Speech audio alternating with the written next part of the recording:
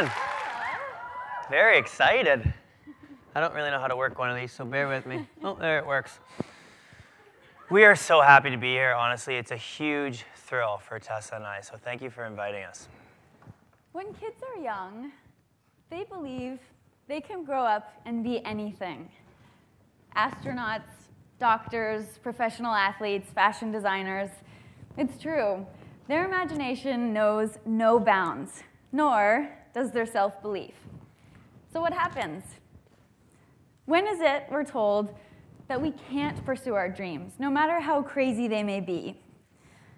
When is it we decide to play it safe? Why is it so many people limit themselves? Scott and I thought we'd share our story with you today of the last 17 years we've spent skating together. Although we can't tell you anything you don't already know. There are no shortcuts. There's no secret recipe to success. But perhaps, just maybe, you might walk away with some tidbit of information that surprises you or challenges you or hopefully inspires you. After all, you're limitless and the possibilities are endless. So when Tessa and I were 6 and 8, we met for the first time. And just a short year later, we began to skate together at 7 and 9. Now, let's get this out of the way right away. Yes, we were boyfriend and girlfriend. At 6 or 7, or you know, it was 6 and 8. Oh dear. Oh, yep. But no, it's true that we didn't say a single word to each other during that time, so that had to end pretty quickly afterwards. But what did remain was the solid and respectful partnership that we had. Also, when we were young, we were extremely competitive with each other, and that was really our sole motivation to improving. And that is probably why we were successful early, and we won a national title in the juvenile category when we were the smallest, the youngest, and the most naive competitors in the event by far. Thankfully, during this time, we had parents that didn't ever force us to skate. They simply supported us every single step of the way and ensured that it was our decision to commit to skating together year after year after year after year after year. And they also drove us to Waterloo at 4:15 a.m., 3 to 4 mornings of every week, so that we could practice for 3 hours there and then return home to London to go to school. I mean, talk about a family sacrifice. At the ages of just 13 and 15, we made the decision to move away from our families and move to Waterloo full-time to train. And as you can imagine, this was an incredible sacrifice, but not one we ever thought twice about. I skipped grade 8 in order to better manage our training schedule, and I'll never forget walking up the stairs to my new high school at just 5 feet tall, missing 2 of my front teeth. I mean, talk about intimidating. We'd skate every morning from 6 to 9, go to school where, admittedly, I had a lot of lunches in the washroom until I made friends. No. We'd go back to the rink to work out or do ballet, go home, do homework, and it wasn't atypical for us to be in bed before 8 p.m. Now, that doesn't exactly sound like the schedule of a normal teenager, does it? Semi-formals, proms, parties, movies, sleepovers, not for us. In fact, that was a major turning point for me in my career, because if I was going to be away from my family and my friends and miss all these cool events, it really clicked. I was sacrificing a lot of things, so I was going to make it count. And that's the first time I learned that was in Waterloo. Also in Waterloo, we worked with a great choreographer, Suzanne Killing. And Suze was great because she encouraged us to look around and learn from the other teams that we trained with every day. What exactly were they accomplishing when they spent all session fighting, or even all day fighting with each other? We'd have meetings with Suzanne daily. We'd talk about, weekly, and we'd talk about daily goals. We'd talk about weekly goals, seasonal goals, even career goals that we had, but more importantly, we found we were talking about our feelings, how my actions made Tessa feel and vice versa. And that was a huge moment for us. It was pivotal because, let's face it, we were temperamental teenagers. That's right. It was there that we learned to make effective and productive use of every minute on the ice, working through our differences and cultivating a code of respect.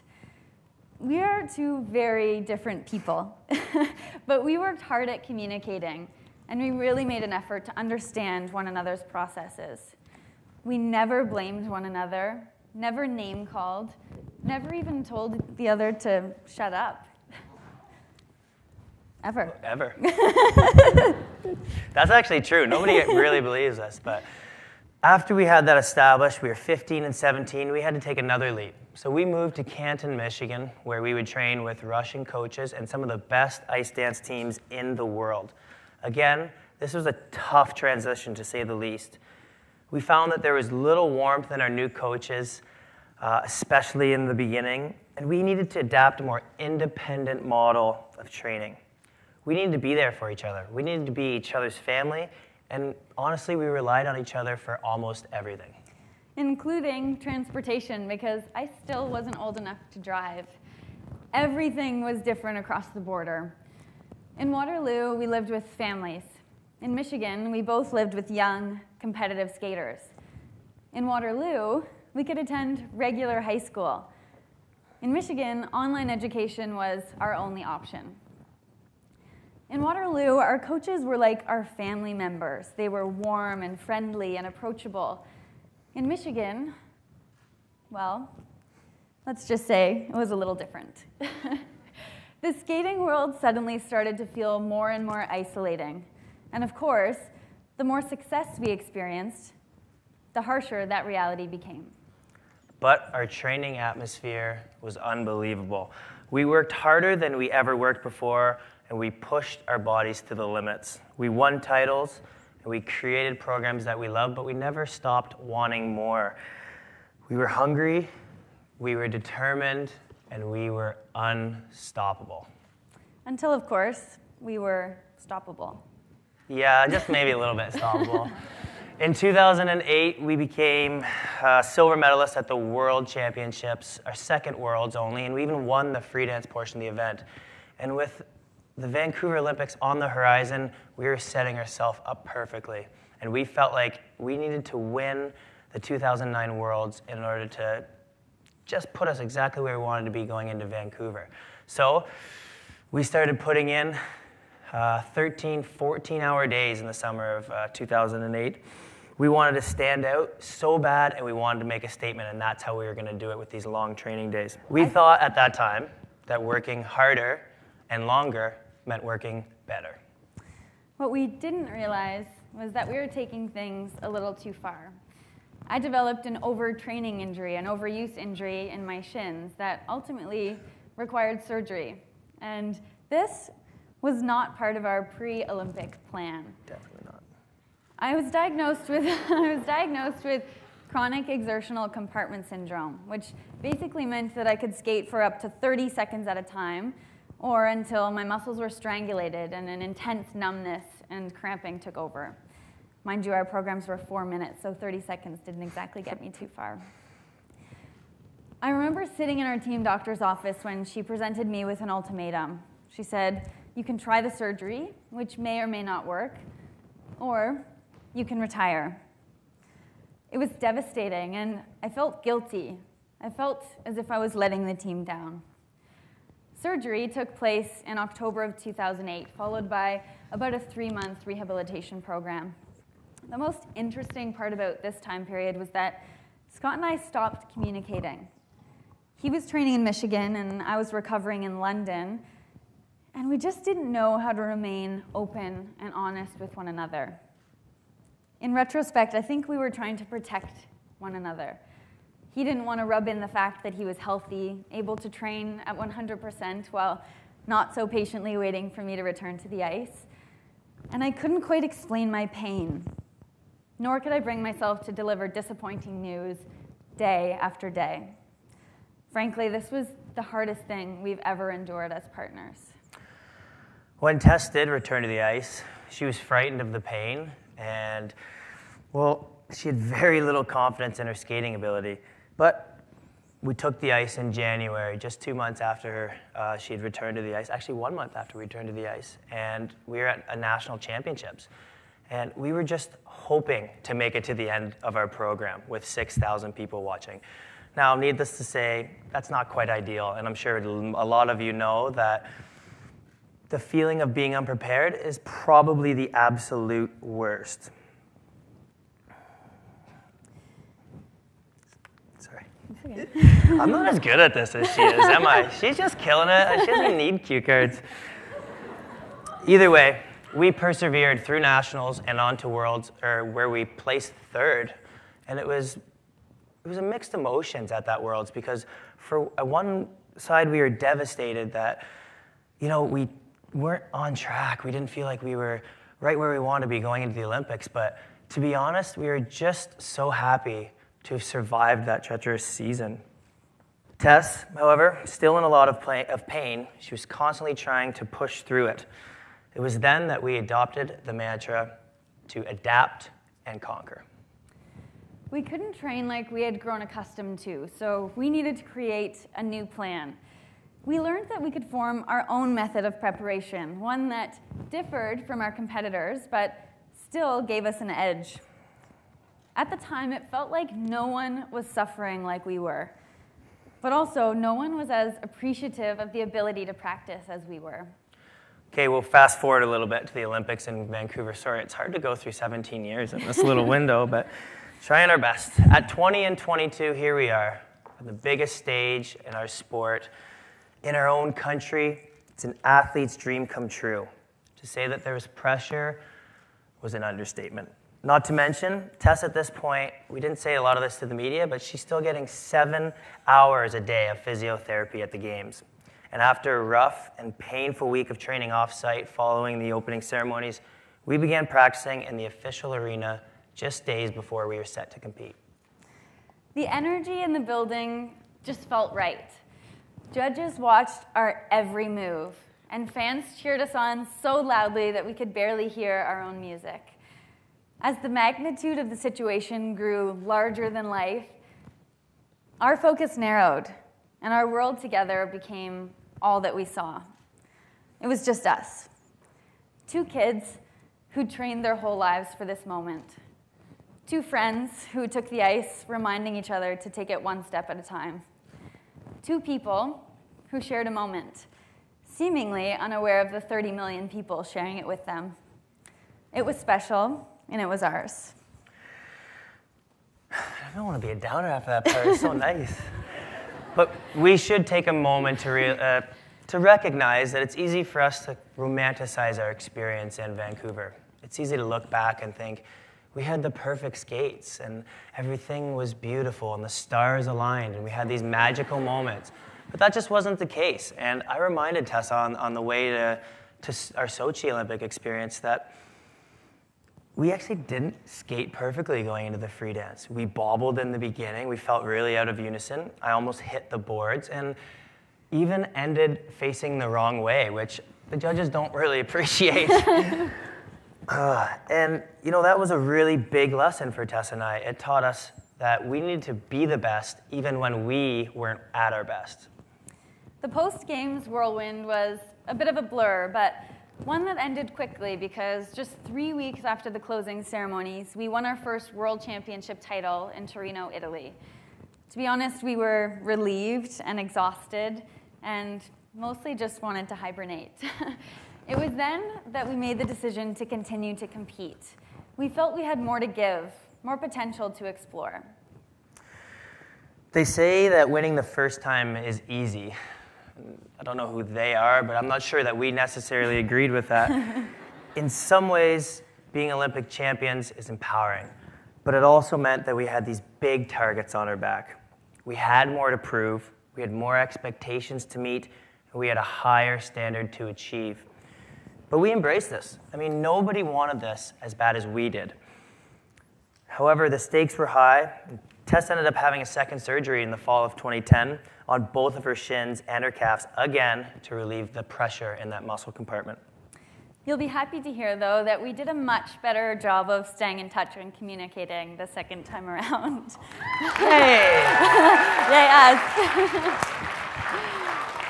Most importantly, when there was a time full of doubt, I was still in pain and even considered a third surgery, the same surgery on my legs, I worked with a team of sports scientists and physiotherapists to change my mechanics, how I moved, what muscles I recruited, the brain patterns that cued my body.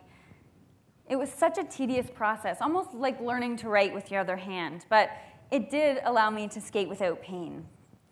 We learned so much about ourselves, so much about our bodies, so much about what it meant to be an athlete. It was a new dimension to our training that was more intellectual and certainly more science-based. Interestingly, we felt we became the masters of our sport only after we'd already won the Olympics. Now, there's a little bit of our story that we might have left out to this point, but we'd be remiss if we didn't tell you that we trained with our biggest rivals for 9 years, Merrill Davis and Charlie White. We shared the same coaching team of about 5 to 10 people, and it was a very interesting dynamic, one that the media loved. They latched onto it because it was so unique to the sport of figure skating. Mostly for Tessa and I, we found that it was a very positive and motivating environment. We had the rare opportunity to watch our closest competitors day in and day out, how they were training, the moves they were doing, their attitudes, etc. But let's be clear about one thing, it was extremely tense. There's no doubt about it. Between the 4 of us, we both wanted to win, and desperately. Tessa and I worked hard to find a balance there. We wanted to use them for additional motivation, but not get caught up in the politics of the rink. Every day was a battle. Every day was a competition. But it helped secure the notion that, while yes, we needed guidance and support from our coaching staff, no one was as invested in our career as we were. No one was going to hand us a medal just for showing up. We needed to make it happen, and we needed to take full responsibility. So we approached Sochi with the same but entirely different mindset as Vancouver. It was similar because we were there to win. We were prepared. We were in the best shape of our lives, and we knew we needed to be in unison and free of distraction in order to skate at our best.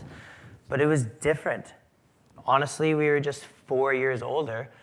Tessa this time, completely healthy, but we were keenly aware of the fact that it could be our last Olympics. You never know when you're going to get back. Not to mention, we better understood what the Olympics meant to us, what the Canadian flags on our backs symbolized. So one of our goals became just being present in every moment.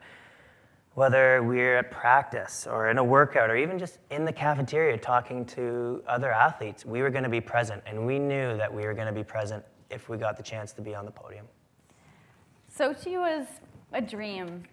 We had the opportunity to compete for 2 medals and received 2 silvers, one with Canada's figure skating team and one individually. Well, individually, like together. As a unit. Yeah, as a unit. We're one. That's right. But it's funny, when we returned home from Sochi, everyone commented on the medals, saying things like, "You were so classy," or "You put on such a brave face for the cameras." But truly, our reactions were genuine. We had the absolute best skates we could have. Sure, we weren't satisfied with the silver, but we were satisfied with our performances.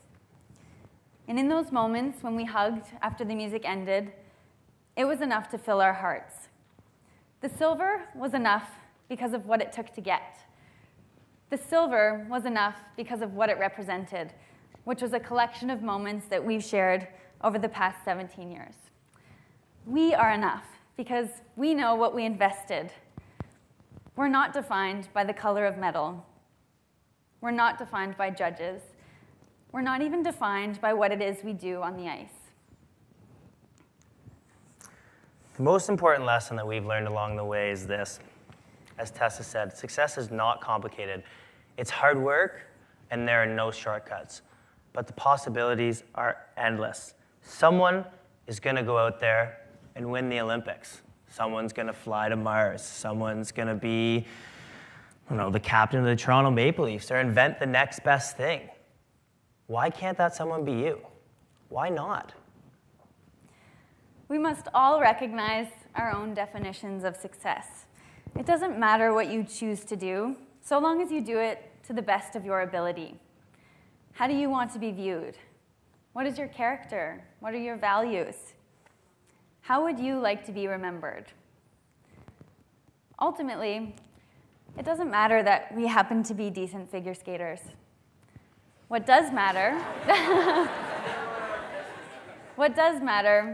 is that we strive to be good people. We love what we do, and we follow our passions to the fullest. Do you?